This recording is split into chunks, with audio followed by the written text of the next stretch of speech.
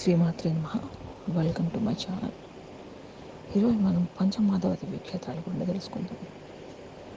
పంచమాధవ దివ్యక్షేత్రాలు అంటే ఒకటి కుంతి మాధవస్వామి, ఇది పిఠాపురంలో ఉంది. రెండవది బిందు మాధవస్వామి, ఇది కాశీలో ఉంది. మూడవది వేణి మాధవస్వామి, ఇది ప్రయాగలో ఉంది. నాలుగవది సేతు మాధవస్వామి, రామేశ్వరంలో ఉంది.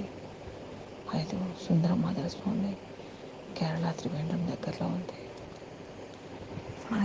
ఇప్పుడు మనం మొదటగా కుంతి మాధవస్వామి గురించి మాట్లాడుకున్నాం. ఒకసారి వేదవ్యాస మహర్షి పిఠాపురంలో ఉన్న కుక్కుటేశ్వర ఆలయానికి దర్శనానికి వచ్చి ఈ మాధవస్వామి టెంపుల్ దగ్గరికి కూడా వచ్చాడు. వచ్చిన తర్వాత మాధవస్వామిని కొలిచి ఆ టెంపుల్ తాలూకా విశిష్టతను తన దివ్య దృష్టితో చూశారు.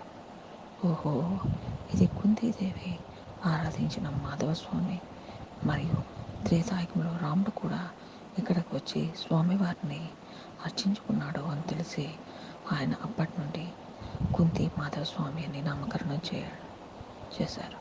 ఇక్కడ రాజలక్ష్మి అమ్మవారు దేవతగా కొలువై ఉన్నారు. ఆ తర్వాత వేణి మాధవస్వామి అలహాబాద్ త్రివేణి సంగమంలో ఉంది. అక్కడ స్వామివారు 13 రూపాలుగా ఉండి శంకు చక్ర కథారూపుదారుడై 13 రూపాలుగా ఉన్నారు. అక్కడి నుండి బిందు మాధవస్వామి కాశీలోను, సేతు మాధవస్వామి రామేశ్వరంలోను, సేతు మాధవ తీర్థం వద్ద ఉన్నారు. అక్కడి నుండి సుందర మాధవస్వామి మన కేరళలోని త్రివేంద్రంలో అనంత పద్మనాభ స్వామి టెంపుల్కు 3 కిలోమీటర్ల దూరంలో ఉన్నారు.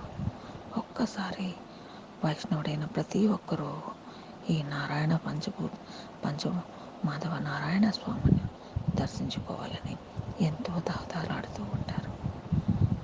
శ్రీమాత్రే నమః. Thank you.